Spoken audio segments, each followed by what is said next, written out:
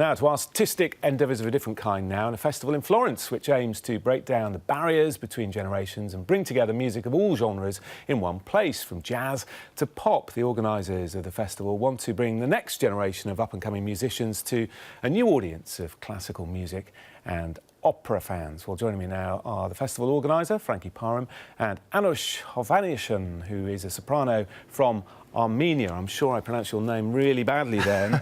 I have to compliment you, Armenian. But it's great to have you here. Thank you both very much indeed. So tell me a little bit about this festival. It sounds intriguing. Yeah, well, I mean, you basically just summed it up. It's about showcasing the next generation of music talents and encouraging new creative collaborations between artists from a diverse range of backgrounds.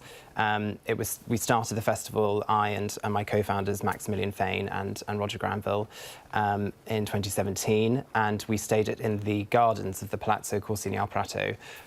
So it's this beautiful kind of Renaissance setting, and we headline with classical music, we headline with opera and orchestral music, but we have a late night programme of contemporary music as well. So from swing and jazz right up to rock, pop, and so on.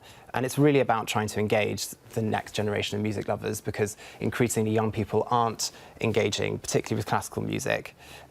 So we make every effort to bring young people in.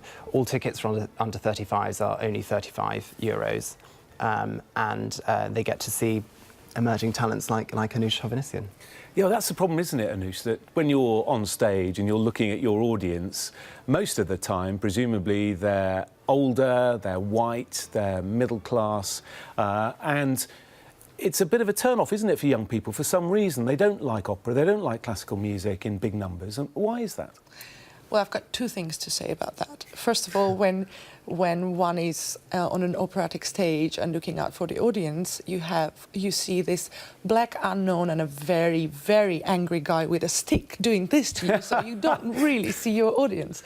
And the second good thing is that in Florence, you actually get to see your audience, and my experience has been really completely opposite to what you've just described, which is shocking and surprising and so uplifting, because in the industry, we used to think that, yes, indeed, our audiences are going to slowly diminish in their quantities, but that hasn't been our experience in Florence. We had, in fact, last year, more than 40% single bookings under 35 years old.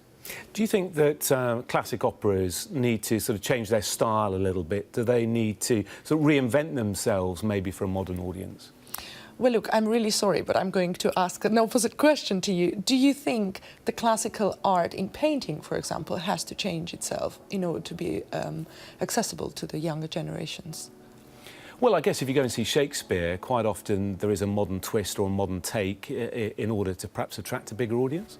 Well, I think, yes, of course, but I think if you have the Mona Lisa on the wall, you just can't change the wall, but the Mona Lisa stays there.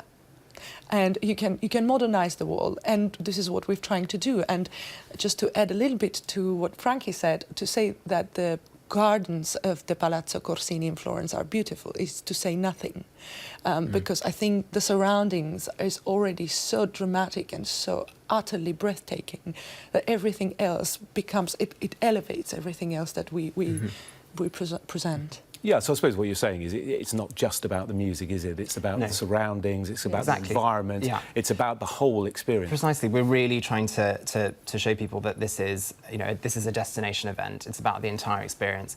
And, more and more people, and particularly young people, are buying into and investing in events and destinations, because, it's not just about kind of being materialistic and enjoying kind of luxury products. It's also about creating experiences and enjoying those.